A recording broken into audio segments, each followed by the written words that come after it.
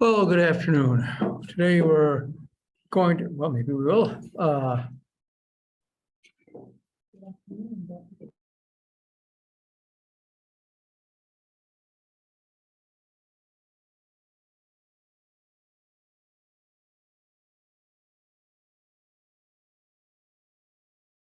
Okay, okay, sorry, I'm unmuted and recording. All right.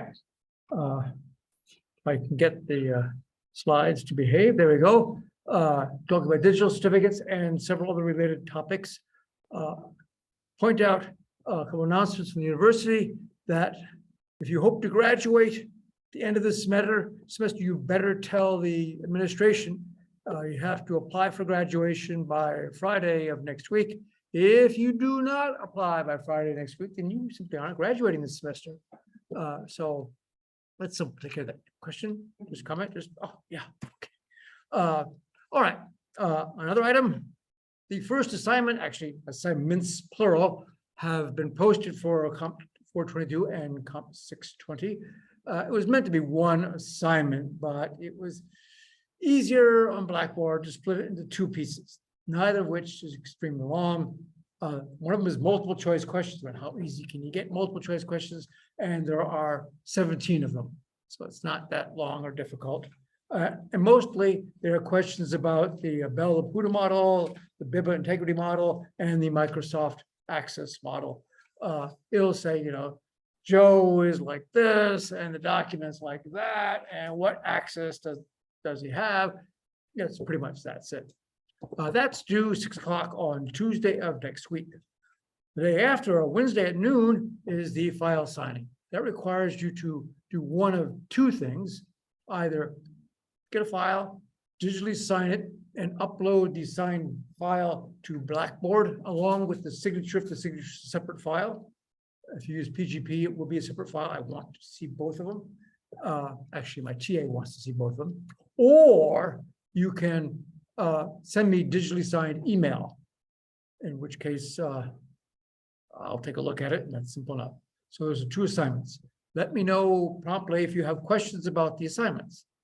The first exam in this class, I've been looking at the schedule and almost, not quite, but almost have that schedule finalized, but it does say that there's an exam on Wednesday next week.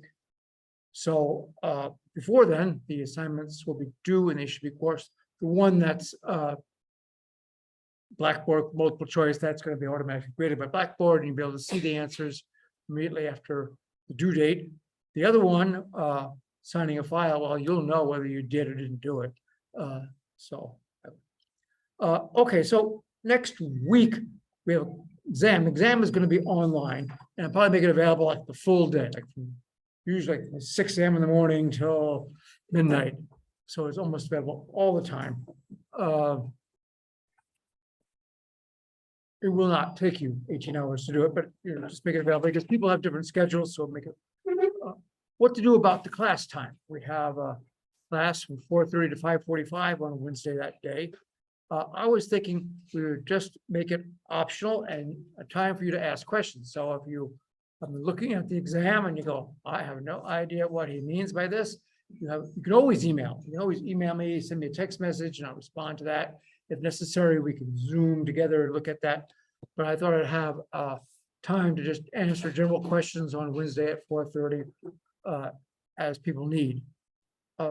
Since experience shows that most people don't attend this sort of thing, I thought I'd make it online only. That also has the advantage that if you want to share something with me on Zoom screen sharing, you can do that. Anybody have other thoughts about that? Does that seem a workable solution? Okay, so that's what we're going to do. Remember, I haven't written the exam yet, but it will look something like the homework assignments that are out there. All right. Moving on, a little review of what we covered last time. There's basically symmetric and asymmetric encryption. Symmetric encryption, it's like AES, the most popular symmetric encryption. DES was another one. And typically they use a substitution permutation cipher, which goes through multiple stages. At each stage, it does a substitution. You have the substitution boxes. Permutation, which just means it rearranges the order of the bits. and then it will exclusive OR the data with the key, usually a function of the key for each stage. It modifies the key slightly and uses different bits of the key for each stage. So Dr. Williams, yes. I think somebody asked what chapters will be on the exam coming up. Yes, that's a really good question. And I thought about that as I was just getting ready to leave today to come to class. I will put that out online, hopefully this evening. But basically, we've gone through chapter, yes, we skipped a couple chapters, but it does lately covers chapters 11 and 12, I believe, but not all of them. So I will tell you what sections to cover. That's a very good question, and I wish I had the answer. Thought of it myself, but didn't have enough time to get the answer. Okay, so yes, stay tuned, and if you don't see it by tomorrow at noon, send me an Instagram and remind me. All right, so well, that's symmetric encryption. There is, of course, asymmetric encryption, which has different keys. Symmetric encryption uses the same key to encrypt and decrypt. Asymmetric encryption uses a different key, although they are mathematically related. Typically, they use this exponentiation mod a large number. So in order to take the message, which is a bunch of bits, which you can always think of it as characters, or this is a great big number, raise it to some power, mod some huge number, and then you get the message. Then you get the ciphertext. And you just do the same thing backwards to get the message text back. N, which is the numbers mod number there, N is a very large number, which is the product of two large primes. Now, this is secure because it's very difficult to factor those primes. If you could factor the primes and figure out what the N was, then you have it. But it's very hard to factor large primes, particularly since these numbers are often thousands of bits long. Another important thing to remember is that asymmetric encryption is not nearly as fast as symmetric encryption. AES, the Intel processor and the AMD processor have, I think, but I'm not sure, that the ARM processor all have hardware assists for doing AES encryption, so make it run even faster. And not only do you have to run the encryption algorithms, but you have to use the encryption correctly. The simple encryption system called the electronic code book just does each block of ciphertext is encrypted into a block of plain text. Oh, backwards, do that right. A block of plain text is encrypted into a block of ciphertext. And to reverse it, you just take the ciphertext, run it through the decryption, and you get the plain text, one block at a time. The problem with this is that two identical blocks of plain text result in two identical blocks of ciphertext, which gives the cryptanalysis a lot to go on.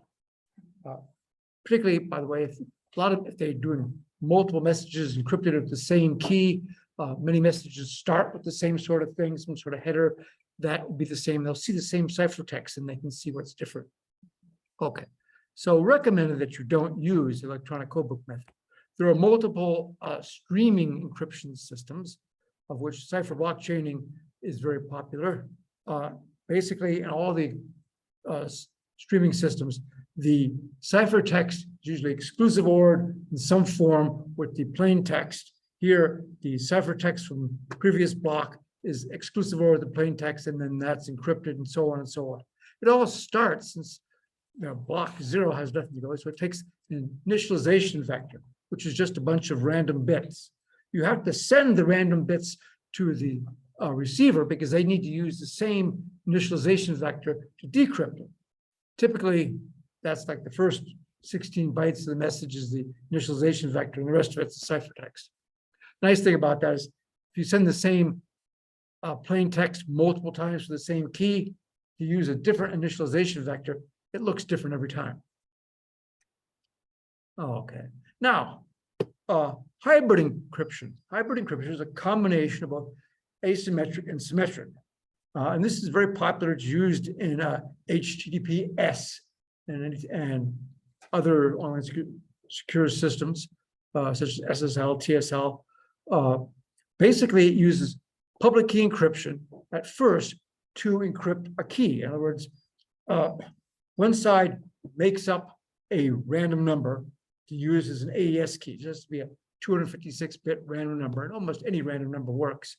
And then you make up that random number, and then you encrypt that with the public key of the receiver. Say it's a server. So you encrypt that with the public key of the server, which by the way, the server will send to you. And then you send that encrypted AES key to the server, and the server can then decrypt it with their private key, which they have, and get the AES key. Now, both sides have the same AES key, which they can then use to send all the remaining messages. So after initialization, everything is transmitted encrypted with the AES key. And of course, AES runs much faster than RSA. So you use a slower encryption to encrypt the key. Of course, the key is only 256 bits. It does, no matter how slow the encryption system is, it can probably encrypt 256 bits in a reasonable amount of time. So send it across. And after that, you're using AES. Again, that's used for HTTP. It's also used for secure socket layer and the transport layer security, SSL and TLS. These are the underlying layers of HTTP. And also if you have a secure telnet system like PuTTY or other systems that you can access, then they will probably use TSL. SSL was deprecated, meaning they decided to just no longer use it. It should not be used like 7 years ago. So it's gone, don't use that, but TSL is still working. Now, generally with SS or TSL, the server can identify itself to the client. So you look at its key and you go, yes, this is the server that I thought I was connecting to. So if you're trying to connect to acme.com and you look at the name in the key that they send or the certificate that they send with the key, and if it doesn't say acme.com, you should be careful. Yes, sir. How do you know the server is correctly identified? Oh, well, okay. Say you go out, you type in https://acme.com, which by the way does exist. And then it's going to send you, it'll send to the client, that's you, a certificate. And inside the certificate should be the name acme.com. And we'll discuss a little bit later on today why you can be ensured that that name is correct. So that name is, okay. All right. Interesting question. Okay. Now, typically, almost every case that I know of, you only authenticating the server. In other words, you're going to go out to acme.com, your system checks to make sure that it is in fact acme.com. Very rarely does the server ever care, is this really, is that really Ken Williams trying to connect to me? On some systems, you might want that. It is possible for TSL to validate both sides. If you choose the option to do that, in which case both sides have to have certificates and check. There are sometimes when that's important. Okay, hashes. Let's talk about cryptographic hashes for a little while. A hash is some calculation over all the bytes of the file. The simple concept is to just add up all the bytes. Each byte, you can think of it as a character, or you can think of it as a number, and you just sum them all together and you get this big number, and that is the checksum. Now, basically, you want something that's easy to generate. You want something that you can't go backwards, and you want something that as soon as anybody changes anything, single bit in the text of the file, the hash will be different. It won't match anymore. Here's an example. This is a very simple summation. Okay, I've got some, see if I can get my, if I can get my mouse to behave. All right, let's see if all this works. Here you notice we have some numbers. This is a 5-byte message, really short because I can do the arithmetic. And if you add up all the bytes, I think if you add this up, 14, yeah, 65, it adds up to 65. So the hash is 65, the simple. That's not at all secure though, because in this example, we switched 2 of the bytes. This byte was 02. We added 2 to make it 04. This byte was 17. We subtracted 2 to make it 15. The sum is still 65 because we added 2, subtracted 2, and so you get the same hash. Not very secure. Okay, but there are other ways to do it. So first question for today, and I should have all these polls yes. there for our folks online. And clickers, we're going to use our clickers. I handed these out last time. Does everybody have their clicker cards? Okay. Did you not have one or did you lose it? No. Oh, I'm not gonna make it. Sorry. Okay, anybody else need one? Okay, yeah, you were there. Okay. If you have one, you didn't bring it, I'll lend you one, but I want them back. I bought them myself. They cost about $1 a piece. At the back. Okay, so there's the question. Our online people are at it. They've got well, some of them are slow. We only had 9 of 23, 39% participation. So you folks online, wake up, click the polls, let us know how you're doing. Okay, and our folks here in class, figure out what the answer is. Okay, excuse me, I gotta get the application running. So I should have started that earlier. All right, so everybody ready? You're in class, hold it up straight. Do not obscure the number, it gets really picky. Okay. Okay, I think I got everybody who's got their clicker up. And all right, B is the most popular answer, which is good because B is the correct answer. We use asymmetric encryption to encrypt a symmetric key or an AES key and send that across. So B is the correct answer. Now, I might point out that in both cases, about 44% of you got it right, which means, of course, 56% of you got it wrong, which will not look good in the next exam if, 56% right is not a good score. Okay, so, oh yes, and folks online, you can see your answers. Oh, 42%. Okay, enough of that. Oh, turn that off. Okay, all right, moving on. Maybe. All right, message hash standards. There are multiple ways to do this message hash because adding up the bytes is just not a good way. There are standards. Standard hash algorithm, SHA-1, which has been out there for some time since 1993. So what was that, 30 years? Oh, boy. And it generates 160-bit hash. It's quite easy to calculate. 160 bits, by the way, is 5 32-bit words.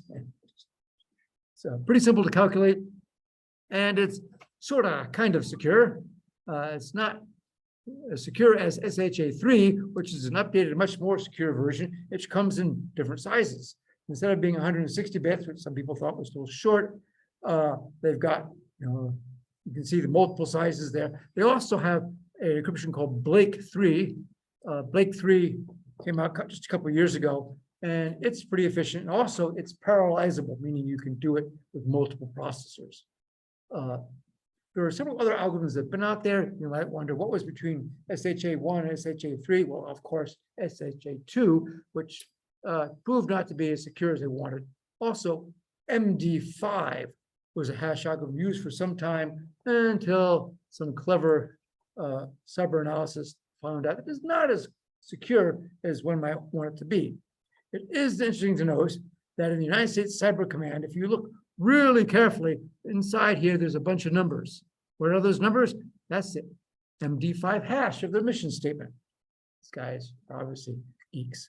Okay, so basically, you can do the hash for just integrity, just to make sure that the message got you. Now, almost all communication systems like TCP, when you send a message across the net and goes TCP, they use a check or a hash, but that's very simple. It's usually 32-bit. Its purpose is to catch random errors, randomly changed bits.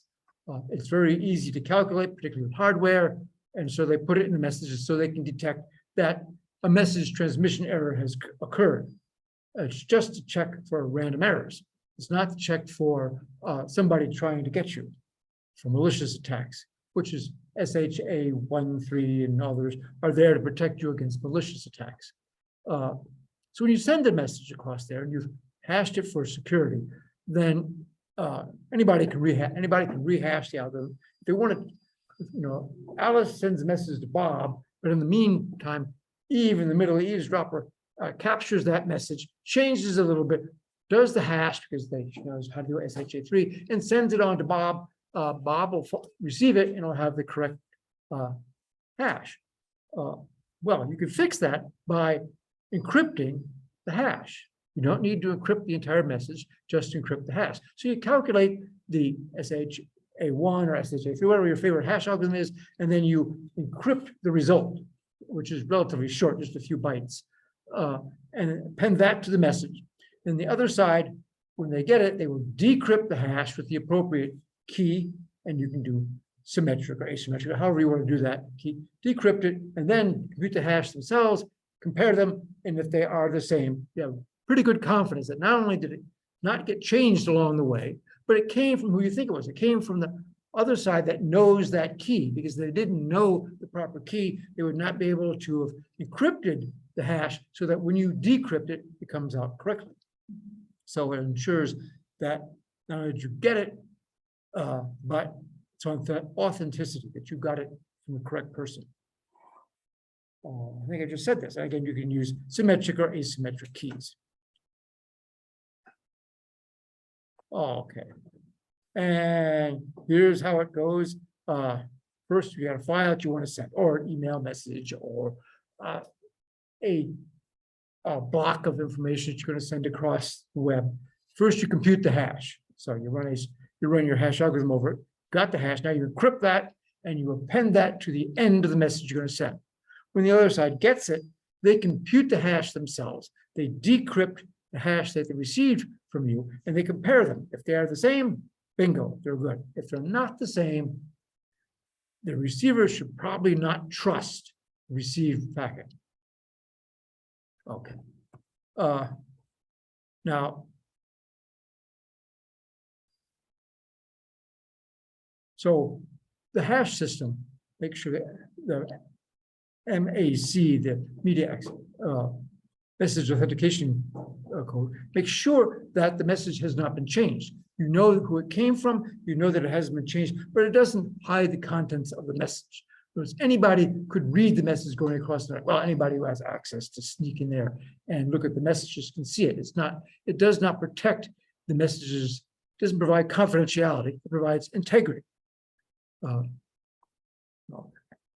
There's another interesting system that's related to this called chafing and winnowing. And it's a technique that allows you to send data across the network without necessarily encrypting it. And not all countries in all parts of the world allow you to encrypt data. I mean, some, like France, didn't allow you to encrypt data until recently. They were kind of picky about that. And of course, more oppressive regimes are kind of picky about their citizens sending encryption. This doesn't encrypt anything, although it might get you shot in some regimes anyway. Yes, so that's, and what is this woman doing over here? Why is she there? Is she encrypting anything? She's winnowing the grain. Winnowing is separating of the husks from the grain. And it looks like she's doing it in some other country. In the United States, she'd probably have to buy a $30,000 piece of equipment to do it. She could do it with a basket. Okay, so the whole idea of this is that you embed information in a stream of data going from the sender to the receiver. And each packet that you send from the sender to has a message authentication code, a MAC in it, that has been encrypted with the key that you both understand. You send a whole bunch of messages, use Alice and Bob. I don't know if I've introduced Alice and Bob to you, but any encryption paper that you read, they always use Alice and Bob. Alice and Bob are the two people sending messages back and forth. So why would I want to change tradition? I will use Alice and Bob. Often Eve is the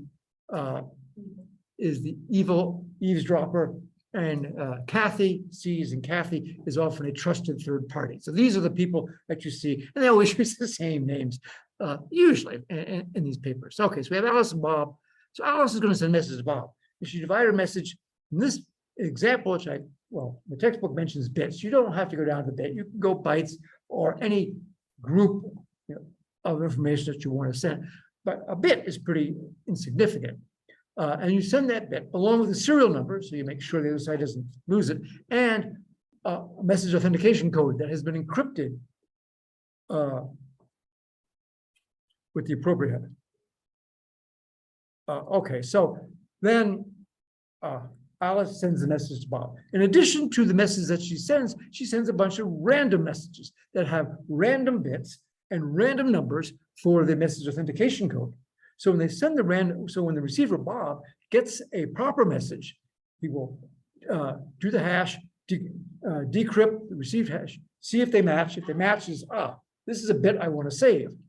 If it receives one that's fake, whereas the random data and the random hash encrypts that you won't, just come up with garbage, you won't match, in which case it just discards that. So eventually you get a stream of valid data, which is not encrypted. Each data bit is in plain text, but the receiver doesn't know which bits to save unless they have the proper hash for the media access privilege. So it's interesting. By the way, that was created by Ron Rivest, who, as I mentioned, he's the R and RSA algorithm, and also one of the authors in your Comp 785 textbook. Okay. Another use of hashing, by the way, which we'll talk about later on in the class, is to save passwords. In other words, a hash is a one-way algorithm. The textbook gets a formal definition of that, which you should take a look at. But basically, you shouldn't be able to create a text file that will provide a given hash. In other words, you can easily take the text file and create the hash for it, give you a number, but you shouldn't be able to, for that number, create a text file that creates that hash. That only works one way. It's very difficult to go the other direction. Computationally infeasible. I mean, it's not impossible because you can try all possible text files until you found one, but computationally infeasible. Since it only goes one way, in a system that has passwords, in other words, if you want to have the user type in their user ID and password, and you're going to save the password in a file on your system, instead of saving the text of the password that the user typed in, save a hash of that. And then whenever you receive their password, you hash it, compare it to the hash you have in their files, and see if they match. The advantage of this is that nobody really knows how to go backwards. So the attacker cannot easily make a password that will match that hash. And if they happen to see the file of password hashes, they won't be able to create passwords that match. Not too long ago, the Unix system kept everybody's passwords in a hashed form in a publicly readable files. You could look at it, but they didn't think you could go backwards. It turned out to be a bad idea but that's another story. Okay, another question, just to see if you're awake. And so we'll get the, all right, let's move on to the next question. And there we go, online people. It should be available now, and our folks here in the live studio audience can take a look.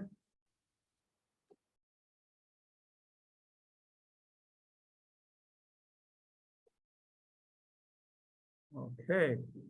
Uh-oh, the wrong answer is losing. All right. Keep trying, guys.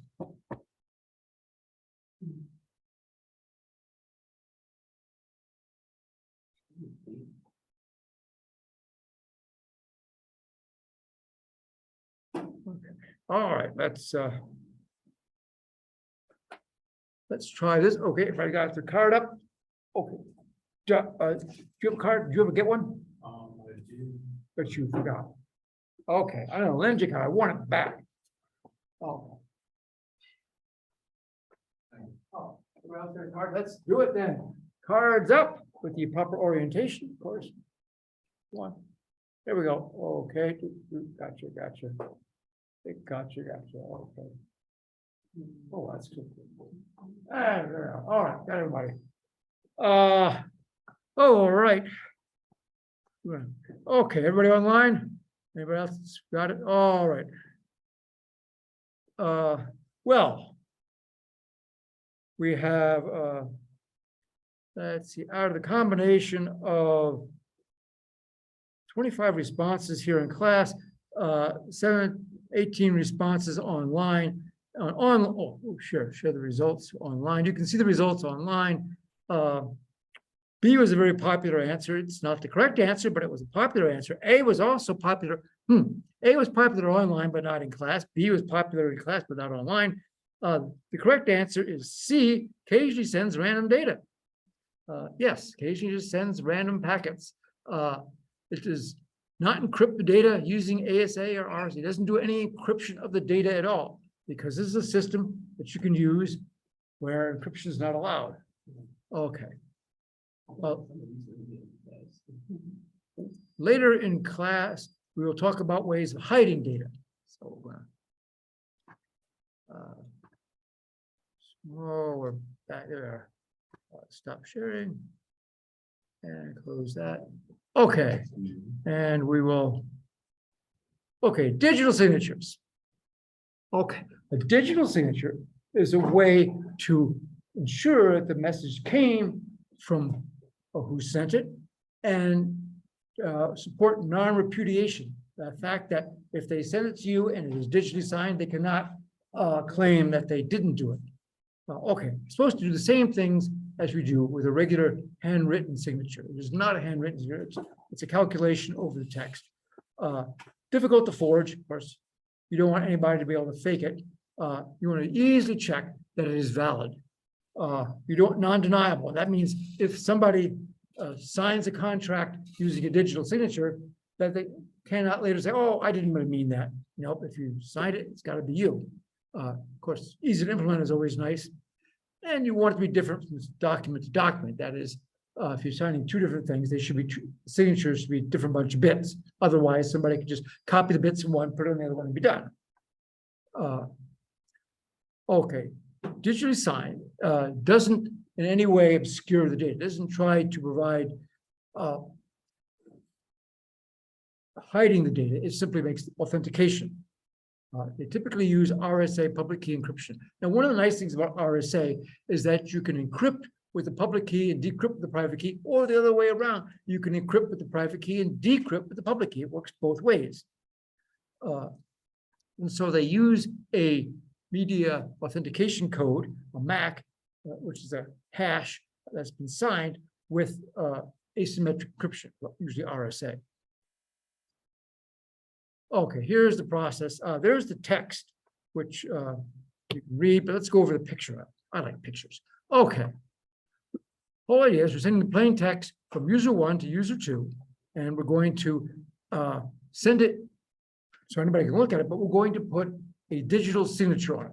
So the first step is to hash it with SHA-3 or whatever your favorite hash algorithm is. Then you get that hash bits, and you encrypt those hash bits with the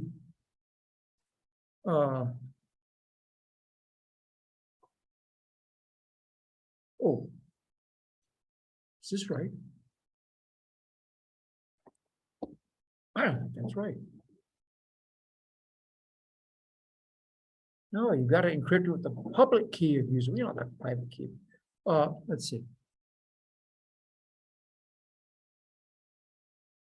Okay, let's do it. I think this is correct. I'm sorry, I got confused. Don't listen to me. What do I know? Okay, so we got the hash, and we're going to encrypt it with the private key of user 1.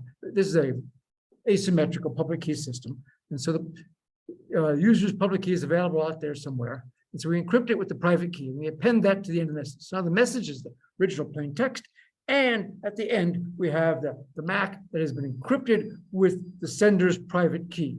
We then send it across to the receiver, user 2. User 2 separates out that hash at the end, computes the hash using SHA-3 or whatever encryption algorithm that you've agreed upon, and gets the hash, and then decrypts the hash with the sender's public key. And since it's a public key, they can get that from the directory. They decrypt that, and then they have two versions of the hash: one that they received and one that they got that was been decrypted, and when they calculated, they compare them. If they are the same, they have high probability that the message came from who it says it came from and has not been modified along the way. If it doesn't validate, then the receiver should be very careful about the trust of that message. So It can be used for email. I have a digital signature. I have a digital certificate that I use to send email. You can sign applets of programs that are, if you download a program from some company, frequently they will have signed it. And like many computer systems will not run the program if it wasn't properly signed. And of course, since it's been signed, you know it hasn't been changed since it was created by the user. So if Acme.com created this file and you trust Acme.com and it's digitally signed by Acme.com, you can probably run it with a good sense of trust. If though the digital signature does not validate, then the file may be changed, in which case it might have been attacked by some virus or other nasty malware. So it can be used basically to detect it. Also, you can use this to validate who sent it. So if you have a document, you want to make sure it hasn't Adobe PDFs can be signed, validating who sent them. And once they are signed, they cannot be changed. Microsoft Word does the same thing. Okay. It should be important to note that digital signatures are not a system for allowing the receiver to handwrite a signature. There are multiple signing systems on the web, such that I can send you a document and say, please sign this with your mouse. My mouse guided signature is pretty sloppy. Or you can use your finger on the screen or whatever it is. And another which looks like my pen signature, kind of, sort of, but not quite. So that's not what we're talking about. Digital signatures do not look like a handwritten signature. They're not there to look like your, it's typically invisible to the user on an email system. Email systems, if they support digital signatures, will tell you when you receive it, some message. I use Microsoft Outlook. There's a little bitty icon that tells you this message has been digitally signed. If it's been digitally signed and it does not validate, there's a big red message telling you that this does not pass validation, and you have to say, yes, I really want to look at, even though it isn't valid. The default is it will delete the message. I might point out that Gmail does not support digital signatures on the web interface. I use Gmail through Microsoft Outlook, I can then send digitally signed messages back and forth, but the Gmail web interface, which is I think what most students use for their aggie.ncat.edu, which is run by Google, that is not supporting digital signatures, which really messed up one of my assignments, was to have you send me, digitally sign something. But that is still part of the assignment, or an option for the assignment that is due next week, is to send me digitally signed email. It will not work through the Gmail web interface. So if you have no other email interface that supports it, do the other option on the assignment. There's multiple options, pick the other option. And as I said, when you sign this, bits are bits. You can sign a document, you can sign email, you can sign programs. Often I get, this is a message like this from Windows saying this is cannot be verified. Do you really want to run this? And it expects you to say, no, cancel. It's not a good idea. Okay. Now, when you are doing encryption, you have to validate that the other person has the correct key. Now, if, say, Cindy is going to, Alice is going to send a message to Bob, but Cindy wants to send a message to Bob, make it look like Alice. If somehow Cindy can convince Bob that this key that he just got comes from Alice, then Cindy can send a message to Bob, say it's from Alice, but and Bob will decrypt it using the key that Cindy sent to him, and so it decrypts, their signatures are okay, but of course it doesn't come from Alice, it comes from Cindy. So you have to be able to share keys in a secure way. Well, there's multiple ways to do it. Trusted third party is one way. Yeah, so yes. Okay. They talk about like encryption. Ways to. Well, hybrid encryption, as you talked about, uses asymmetric encryption, but you have to have the asymmetric encryption key to start with. Right. So yes, one way, particularly with public key or asymmetric encryption, you got to get the other key. You got you have to get the user's key in some reliable method. And there are multiple ways to do this. One way is to just hand it to the person, write it down on a piece of paper or on a thumb drive and hand it to them and say, this is my key. And if you look them in the eye and you say, yeah, that's the Joe that I know, you can trust that that key is the key from Joe. For many years, government used Marines to do this. They give the Marine a little pouch and put some paper or something in there, and the Marine would carry it to the other side and give it to whoever is supposed to get it on the other side. And of course, if they shot the Marine and stole the pouch, well, then they wouldn't use it. They'd say, oh, they didn't get it, we're not going to use that key. So try again, send another Marine. And that works as long as the Marines are to be trusted. I'm not to deprecate the Marines. Other ways you can do it, have key servers, a server that knows everybody's key, and you can make a request and say, please give me the key for this person or this email address. And also there's digital certificates. All three, well, I'm not going to talk about human interaction, but we'll talk about key servers and digital certificates. Okay, key servers. Basically, a key server is just a web server that has everybody's key. If you have a key, you share that key with the key server, and it knows everybody's key. If Alice wants to know Bob's key, Alice sends a message to the key server and says, please send me Bob's key, and the key server will send Bob's key, and everybody is happy. Well, it's a little more tricky than that, because how does Alice know that the key server that responded is really the key server that they wanted to get to? How do you know that somebody didn't fake the key server? And we'll talk shortly about how to get around that and how to be assured that we got it from who we thought it was. Now, these systems often use random numbers. We'll just take a minute here to talk about random numbers. There's all sorts of algorithms to make random numbers. You should not, by the way, ever try to invent your own random number generator, because it probably isn't real good. Donald Knuth has half one of his volumes of the 7-volume set devoted to random numbers, and it's tricky to make one that works well.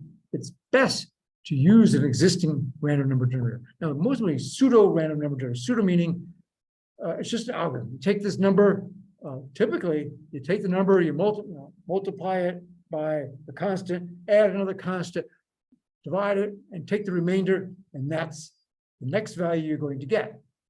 And you just do this over and over again.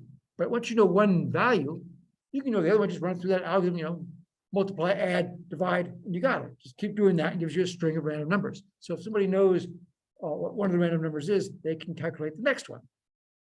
So true random numbers are not just calculated from a value. They rely on some randomness that occurs in the universe, something that is truly random. And you can buy cards that you can plug into your laptop or your desktop that are truly random. And they do all sorts of clever things. Usually they do some sort of noise. They are looking for noise in the system. And many systems, Java and C++ library, the standard Java library and the Microsoft C++ Visual Studio system, both have what they call cryptographically secure random numbers. They often go out and look at something on the system, timing of the movements of a hard drive. Of course, that's difficult when everybody has solid state drives, but you time something on the system that's going to be hard to replicate. The whole thing is you don't want somebody to be able to guess what your random number is. And years ago, somebody broke into a system by figuring out not that they could do the encryption, but they realized that the range of inputs to the random number system was small. And they could just guess all the possible inputs, get all the random numbers, and then figure it out. Okay, so that's a random number. And some systems use that random number to send it to a system and then have that system encrypt it and send it back to you. It's called a nonce.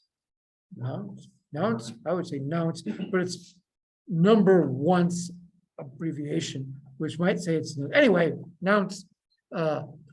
And so many protocols will use announce, which is simply a random number. Make a secure random number. Basic concept is I send you the random number, you encrypt the random number and send it back to me. I decrypt it and look at the random number. It's the same number I sent to you. If it is, then I feel pretty confident that it is the number that I sent you. And we both know the same key. Also, we know that the message is fresh. There is a replay attack where somebody saves information that was sent back and forth and then sends it again. So if you want to log into a system, you've been copying the messages that have been going back and forth from somebody else, you might be able to send those messages to the login system, and the user logged in correctly with the password. Even though you can't decrypt it, you can send the encrypted password and it might work. A nonce is used to avoid that problem, to avoid replay attacks, whereas you send this random number and you expect to get the encrypted version of that back within a few seconds. And if you don't get it back, then it's probably not a good message. But again, it only works if they can't figure out what the random number was. So it has to be a cryptographically secure random number. All right. Well, we're also going to talk about session keys. In hybrid encryption, when they make the AES key and they send it across encrypted with RSA, then that's a session key. Session key is one that you're going to use for a short period of time. Short, maybe an hour or so, but it's not a permanent key. It's what I'm going to create now for the communication between two parties. And when they're done communicating, you throw out that key and never use that again. And a lot of these systems will generate short keys. This works very well with AES or DES, where any sort of random number works as a key. It's not so good for RSA, where you have to go through big algorithm to make a key. But for AES, yeah, we can just pick up a key and make it. Okay. One of the reasons you want to do this, again, well, thinking of electronic code book, if you encrypt things and you know there's a limited number of messages that are going by, and you can save messages that you see. If you can figure out what this message meant, then if you meant in the real world, then if somebody sends a message again, you can look at it and go, oh, even though I can't decrypt it, I know what happened the last time this message was sent, so I can expect that to happen again. Session keys prevent that. Okay, so basically, here's how it works. This is a system using the key server with the concept of well, this is using the public key, an RSA type system, asymmetric encryption. So Alice sends a message to Bob, or excuse me, I'm sorry, Alice sends a message to the server saying, I want to send a message to Bob, and here is a random number, a nonce. And then the server, the key server, replies to Alice and says, here is a key that I share with Bob. And here's the key that, here's the key that Bob, this is Bob's key. Here is, that's Bob's public key. Here's the nonce, and all of this, when you see this thing, that means it's all encrypted with the key that the server shares. It's the server's private key. It's been encrypted with the server's private key. So Alice can decrypt it with the server's public key, and then that way she get the key, the public key for Bob and the nonce. Check to see if the nonce is in fact the one that they sent. If it is, everything's happy. Okay. Now, there's a system for exchanging key, the Needham-Schroeder key exchange. You can see here it involves, this is using symmetric keys. And Kathy is the trusted third party or the key server. Alice sends a message. They all start with Alice saying, I'm Alice, I want to talk to Bob. I want the, and here's a random number. So the key server sends a message back saying, okay, Alice, you want to talk to Bob? Here's that random number you sent me that is all encrypted with the key I know. Each person, Alice and Bob, share an AES key, a different AES key each time with the key server, with Kathy. So that Kathy has everybody's AES key. So we send the message. And then, so interesting is Kathy sends Alice an encrypted version of the session key that they're going to use, encrypted with Bob's key, which Alice cannot decrypt. She's got a session key that they're going to use, an AES key that they might use. And all this is encrypted with Alice's key. So Alice can decrypt this. She can find out, yes, this is a message from her. She can get the nonces correct. She's got a key that she can use to send to Bob. And she's got this bunch of bits that she can't read because it's encrypted with Bob's key. But she can send that message over to Bob. So she sends that message here, that one that was received from the key server, she sends that to Bob. So Bob can decrypt that and say, oh, Alice wants to talk to me. We're using this key. He then sends a message to Alice with a second random number encrypted with that session key that we just received. And Alice responds with some function of that key encrypted with the session key. The function can be very simple. It can, the textbook says just subtract one. You can subtract one, add one, take the square root, just something simple you can do with the number so it's not the same. So you're sending it one way. Otherwise, it was the same. See, this is encrypted with the session key. This is also encrypted with the session key. If they were the same, ciphertext would be the same. You don't want it to be the same. You want it to be different. So you do some simple function on it. Okay, we'll go over this in more detail in a minute, because the Needham-Schroeder system was used for Kerberos. Kerberos is a security system. It's used by Microsoft. It was invented at MIT, 40 years ago or something. The dog, why the dog? Because if you remember your Greek mythology, Kerberos, actually usually spelled with C, Kerberos, guards the entrance to Hades, the three-headed dog. Okay, Kerberos, yeah, and Hercules defeated it by lifting it off the ground. Hey, go read your mythology, it's fun. But anyway, so Kerberos is out there, happy-looking three-headed dog. Okay, and it provides, it's a very effective system. So far, nobody's found a way to defeat this. This is used for quite some time.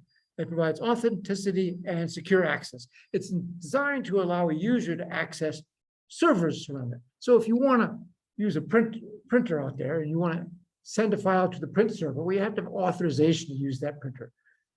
This system will give you authorization to use the printer or connect to a file server or what have you.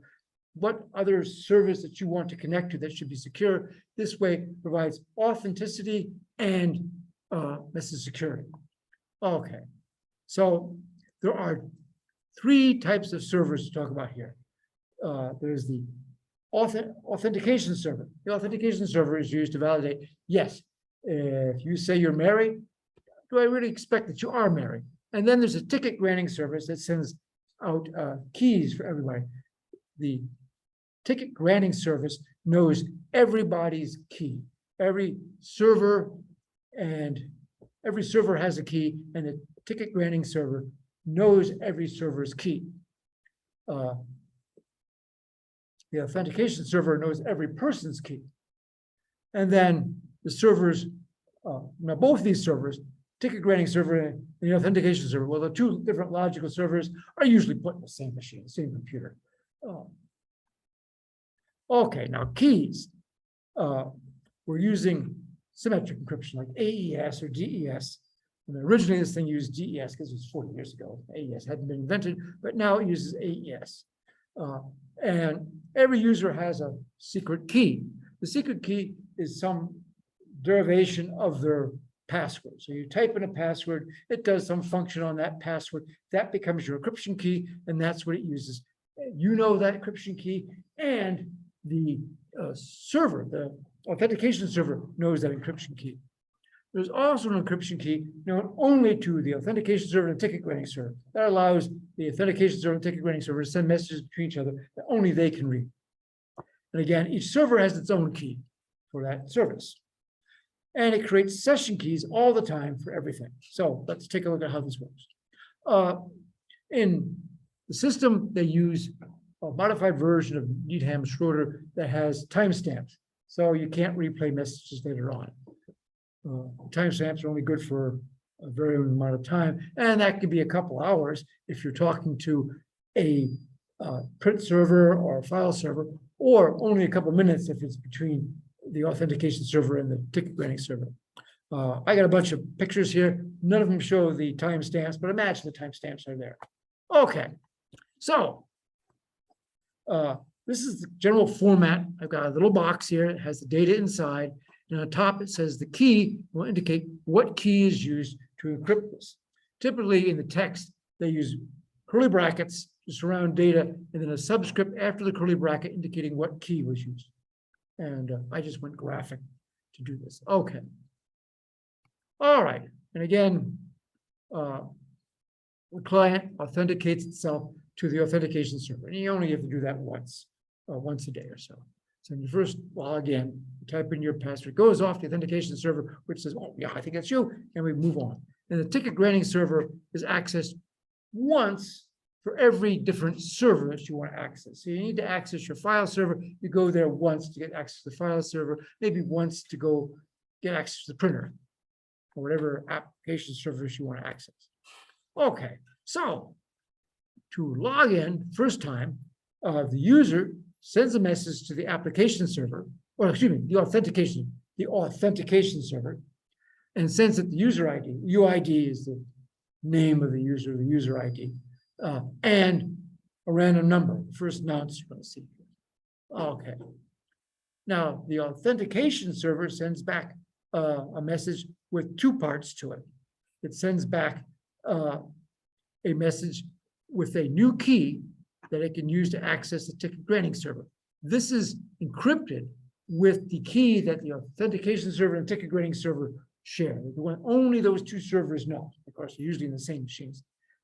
So they're sending back a key, and of course they attach a user ID in there.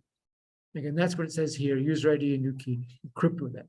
And they also send the same key encrypt with the users and that nonce. The nonce was the nonce that the user sent to them. So now when the user decrypts their part, they can encrypt. They cannot decrypt this because the user doesn't have that key, but they can decrypt this part. They get that new key to use, and they look at the nonce. Is the nonce what they sent? If it is, pretty well assured that the message came from the authentication server. They then send a request to the ticket granting server saying, I want to access a particular server. They want to get this application server. Here is the information that was sent to me by the authentication server, which contains my user ID and that new key. And then they, and the second nonce, user ID. Okay. Then the ticket granting server replies using that new key. They got the new key because they could decrypt the message that was encrypted with the authentication service key. And look at the nonce. They create that's the second nonce. Oh, excuse me. I'm getting back. The second nonce here. They then encrypt that, send it back to you. And since you got the second nonce, you send it to them one way, they encrypt it, send it back to you, and they send you a new key. This new key that they made up is one that you can send to the application server. Now they also send, this is a session key. New key 2 is a session key. They also send the new key 2 and the user ID and your user ID encrypted with the application server key. This is the key that only the ticket granting server and the application server know. So then you then send that to the application server along with the nonce, and the application server goes, aha, yes, this must be valid because I can decrypt it with the key that I have from the server. And I got a key here, and it's your user ID. And then I can respond to the client with the encrypted version of that nonce, so the client knows that, yes, this is the real server. It helps to look at this instead of just listening to me say it. So it's also in the textbook. But clumsy as it is, here's a question about how did that work? If anybody was counting messages.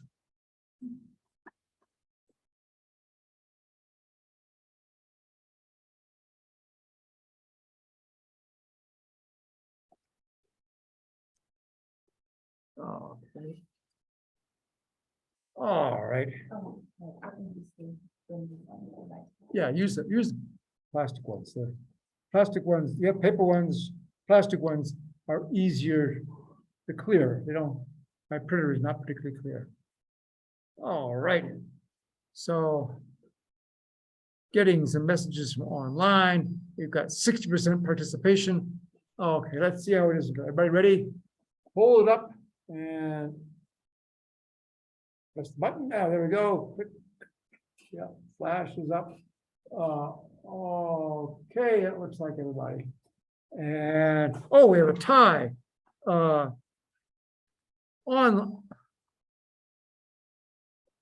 Online, okay, I'm gonna turn off online.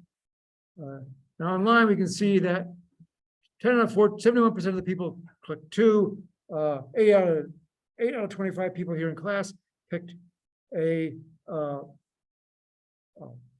B, 4 messages was 29% online, and that was the most popular. It all depends on how you count. I kind of counted D, 8 messages. Let's go back and look. Now, it all depends. We're going to stop there. It all depends on what you count as a message. I realize it's kind of a tricky question. This would be an unfair test question. But no. In order to do first, you have to send the message to the authentication server. The authentication server sends a message back. You got to send a message to the ticket granting server. The ticket granting server sends a message back. You got to send a message to the key server, and the key server sends a message back. That's 6. So I thought it meant how many you were sending. Oh, yeah, yes, that is true. You can say, it does say, how many messages do you have to send? Oh, well, yes, okay. Well, And there was no. Well, get rid of that.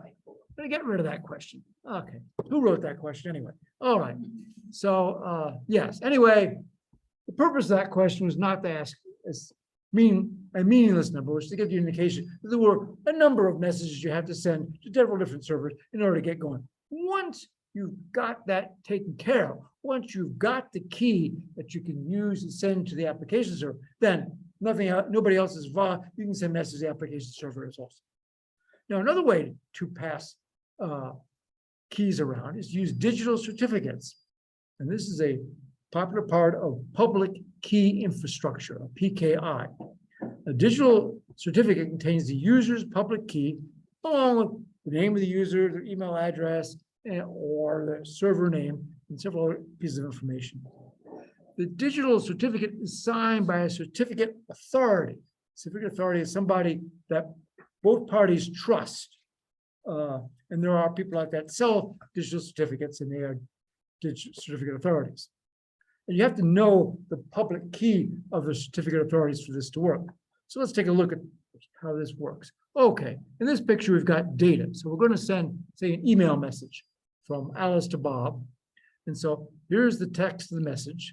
That message, there's a checksum, an SHA-3 checksum, or whatever you like, here of that data. And that's been encrypted with Alice's private key. To make it easy for Bob to find it, Alice sends her public key along with the message. So there's the public. So it's really easy. Bob gets something encrypted with Alice's private key and gets Alice's public key along with it. Easy enough, doesn't have to go looking for it. But how does Bob know that is the correct key? How does it doesn't know it's not Cindy's public key and he's masquerading as Alice? Well, because there's a checksum of that public key, and there's down here on the left is the checksum of the public key, and that checksum has been encrypted with a certificate authority's private key.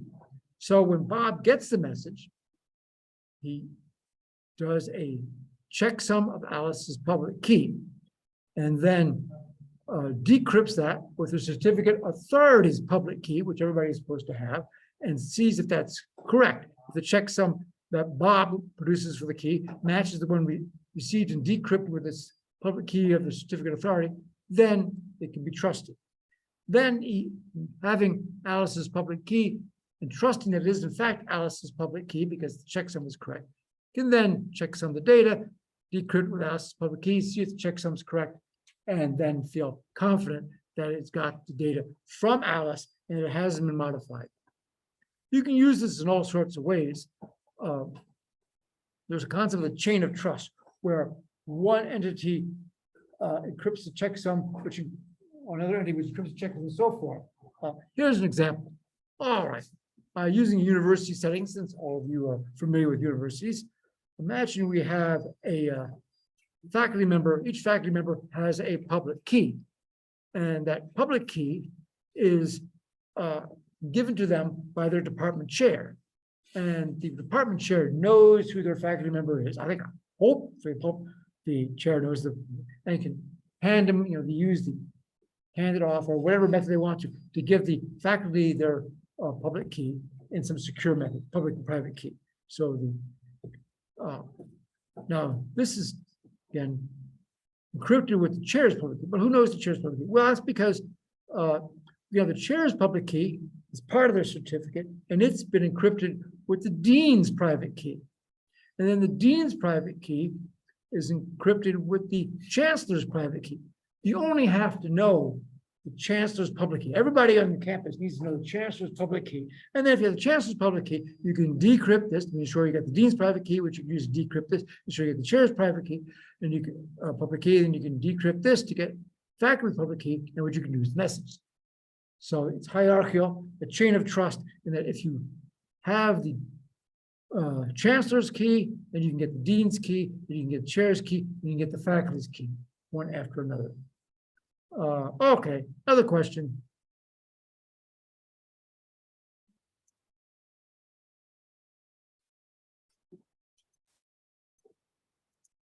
Okay, online folks, there it is.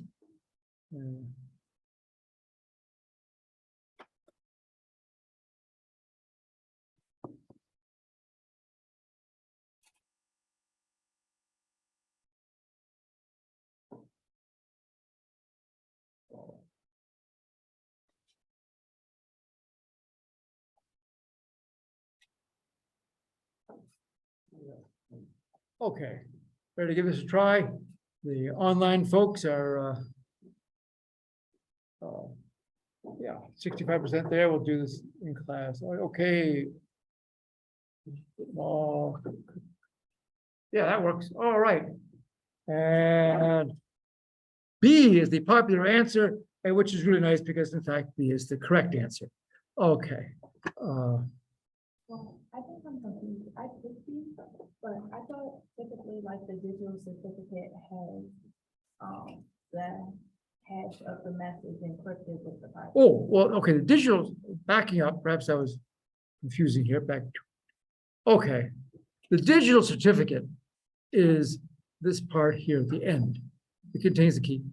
This changes for the data, of course, is different from the message, and the checksum of data is different from the message. And then the certificate is here attached to tell you how to decrypt that. Yes, okay.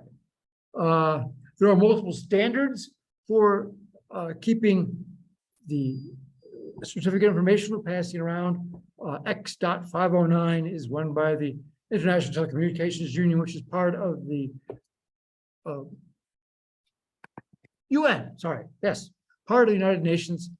They have standard organizations. That is standard. So send it around, everybody can recognize it. You can buy digital certificates and you can get them for free. You can just out there, get out Google or your favorite search engine and look for free digital certificates. Now watch out for people who talk about signing, have those systems that sign because they advertise a lot. And you might pick up those because they want to sell you something, but look for free digital certificates. I think, well, you have to have a digital certificate for the homework assignment that is due next week. You can buy one if you want, but I was expecting that you pick one up for free if you don't already have one, or you can make one. Okay, let's take a break here. No, let's not take a break. You can find I have time. You can find on your computer, typically in your browser, like Chrome or Internet Explorer or Microsoft Edge, all have an option to go down and look at your certificates. And you can see certificates looks pretty much like this. There's tabs for my certificates, trusted group authorities. Here are trusted group authorities. Dr. Shu is in here for some reason, but yes. You can make your own digital certificates with the Java SDK, or maybe the JDK. The Java, anyway, you get the Java, if you download Java, but it provides a bunch of tools. A couple of tools are for making digital, Key Tool. Key tool makes keys and saves them and stuff like that. A jar signer is a tool that will take that key and then sign a Java jar file. And there's a couple others. And you can find out how to use them from the attached. All this, of course, in the slides. A key store is just a file that's encrypted and keeps all this information. So when they talk about a key store, we're just talking about a file, an encrypted file, where they're going to store this information. Now, certificates may get compromised. Somebody steals your certificate, and they can masquerade as you. To avoid problems like that, there's the concept of certificate revocation. Each certificate authority keeps a list of certificates that are no longer valid.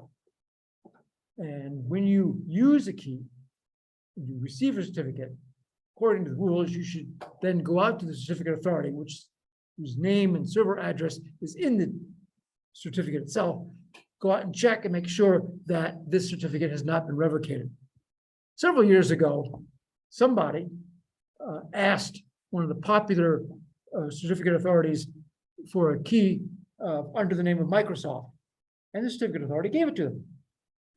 The real Microsoft Corporation was quite upset about that, because this allowed that person to then send messages with certificates that said, I'm Microsoft, and it would clear as saying, yes, it says you're Microsoft. Microsoft got upset, the certificate authority then put that certificate on the revocation list. Okay, so unfortunately, not everybody checks it. As part of the software, if you're using this, when you create a revocation list, actually, when you validate a certificate on a message, you're supposed to go out and check and see if it's on the revocation list. But of course, not everybody who's writing the software does that. Also, certificates have an expiration date. Depending on how much money you paid to get it. Typically, if you get a free one, it's good for a year. If you buy one, it's usually good for a year, or you can spend a few extra shekels and get it good for 3 years. These are also the certificates that you use for servers. Servers that are doing HTTPS have to have a certificate, because that's part of the protocol, and they'll need a certificate that lasts longer. Also, their certificates, they validate the user through some external means.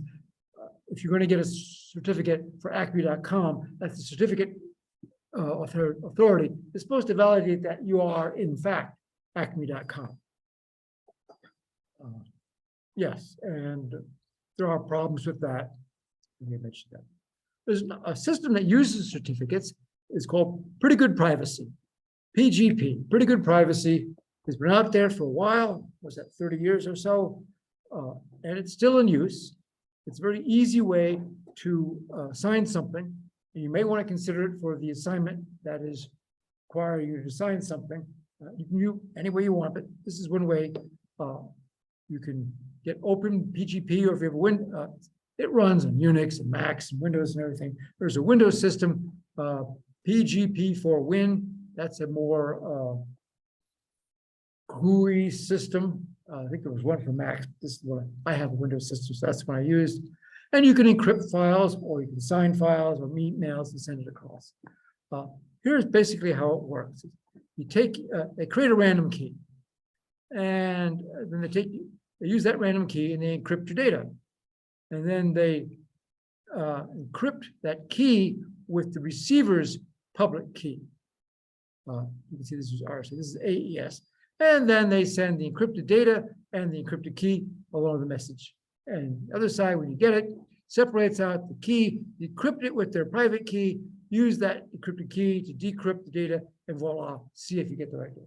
That's it. Now, if your email system automatically supports PGP encryption, then you generally don't see anything except a little message saying, yes, this is verified by PGP, or beware, it didn't pass. If your system doesn't, then you might often see this message that says begin PGP, and then a bunch of looks like random letters and end. This would be like at the end of your email. By the way, this is base 64 encrypted, encoded. Remember, encoding is not encryption. You can tell, well, almost anytime you have letters and numbers, upper and lowercase, pluses and dashes, those are the 64 characters that base 64 encrypting uses. and ends in a equal sign.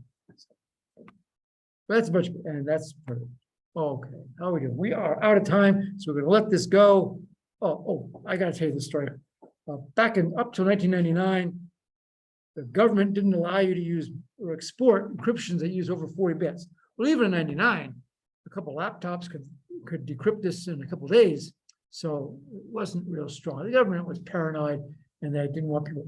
So they were looking at this Phil Zimmerman with his encryption system. So what he did is he wrote a book, put all the encryption code, the source code for his program in the book, and then he could sell the book. Well, First Amendment says you can sell the book to anybody. And so the government couldn't fly it. We got the government. So they gave up. Okay, remember, assignment due next week, 2 parts to it. It appears in 2 places on Blackboard. Both worth 100 points. One of them is just a bunch of multiple choice questions. Once you start the multiple choice questions, you can see them all, but you got to get done in a couple hours and you're done. That's it, one chance. Don't screw it. If you go along and you get zapped by a cosmic ray or something in the system, and Blackboard decides to kick you off, let me know and I'll reset. You can try again. But you should get done. The signing of the file, which you can do there's multiple ways to do that. You can either send me an encrypted email, remembering that Gmail doesn't do it on web, but send me an encrypted email or send me a file. Now, when you do the file with PGP, it makes a separate file that has the signature. I need to get both the original data file, which can be, just make a bit, don't make it too big, just make, just write a little happy message on a text file and then sign that, send me the text and the signature, because my TA is going to have to compute it and make sure it validates, so he has to be able to see the original text. So that's it. First exam next week. Today. Yes, so beware, be ready. I will tonight try to make a list of parts of the textbook that you should have read. Next week on Monday, of course, we'll have the usual class. We will review for the exam. And on Wednesday during class period, we'll only be online. Do not come to McNair Hall. And I will answer questions, which I'll answer anytime. Now that's Wednesday, whenever I wake up, which is probably earlier than most of you. I'll get up and answer emails or text me or whatever. We can go on, we can Zoom or whatever. And then specifically Wednesday at 4:30, I will log on to Zoom, the usual Zoom address, and answer questions. Now, I won't tell you the answers to the questions, but if you have a fusion about it, I'll try to tell you what it is. Okay. All right, that's it. Don't forget, if you want to graduate, you better apply or you're not graduating. And we'll see you on Monday. Professor, before we go, Yes, question?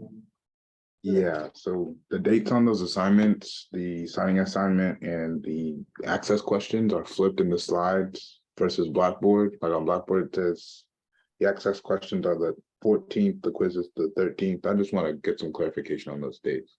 Okay, you have questions about which slides? So the access questions and the signing assignment, they have a certain set of due dates on the slides that are flipped in Blackboard. I just want to get some clarification. On Blackboard, it Oh, says they're the signing different? assignment is due. Yeah, it's different. Oh, okay. Well, what it's supposed to be is the multiple choice questions are supposed to be due 6 o'clock Tuesday next week, the 13th. And the file signing is due noon a week from today, which will be the Yeah, 14th. it's flipped in Blackboard. Excuse me? It's flipped in Blackboard. I'll fix that. If you have them both done by Tuesday at 6, you're in good shape. Cool. Okay, sorry, I'll check that. I might have gotten confused. I want them done before the exam goes too far. I want the multiple choice questions, which are gonna be, I have a paper one, but I didn't get them. keep it. I want you to know the answers. In other words, as soon as the exam officially, or the homework assignment is officially over, I'll make the answers available. In fact, you can find your answers on Blackboard. Okay. hopefully that's easy. And we'll, of course, review on Monday and you should know all the answers. Hello? Okay. And that, if there aren't any further questions, Can you hear me? oh, yes, Oh, I asked earlier, I asked in the chat, if I already have a certificate, can I use that? sure. Oh, go right ahead. Yes, All right, please do. Remember, the certificate has to have your name in it. So if it says I'm pretty Cohen sure. in it, that's great, somewhere. all right. Yeah, sounds oh, good. yes, if you have one, perfect, use it. Okay, any more questions? See you next time.